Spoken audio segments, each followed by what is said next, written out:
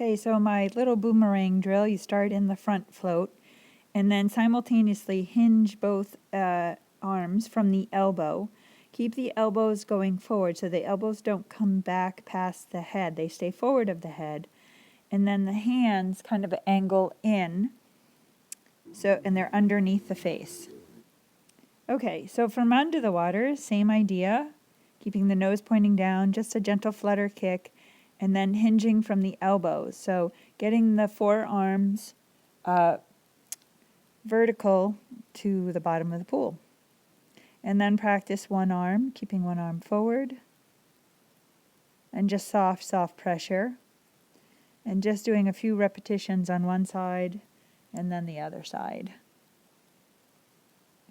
And again, just try not to bring that hand or that elbow past the head. So keeping the hinge happening from the elbow down to the fingers and not in the shoulders. Okay, so for this drill, start in the front float and just practicing hinging the arm from the elbow and making sure the elbow is going up and forward, and then simultaneously also shift the weight. So using, in this case, the right arm and finding just the softest pressure on the water enough to help tilt the hip. So you can drive that left hip down and then drive that left arm forward. So the arm's kind of like in a boomerang shape. So again, this is just going in slow motion, keeping the hand nice and soft, not breaking the wrist, so there's no bend or kink in the wrist, keeping the head perfectly still, and allowing the weight to shift, and then practicing on the other side.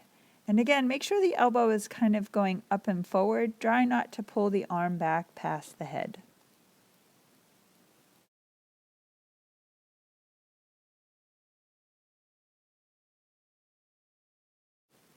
Okay, and then just a view from the side. So again, shifting that weight, soft pressure, hinge from the elbow, fingertips point down, and they should be just a little bit underneath the face. And use that slight pressure to help shift the weight to that side. And use that little bit of pressure to help extend. So you're simultaneously pulling back or putting pressure on that arm and extending forward. So, and using that action to create the weight shift. Okay, and then the final view is just notice how the elbow is staying more forward and getting nice and vertical. Shifting the weight and extending that low side forward. So using that little bit of pressure, that boomerang shape, that catch. So make it about the shape of the arm and not so much pressure.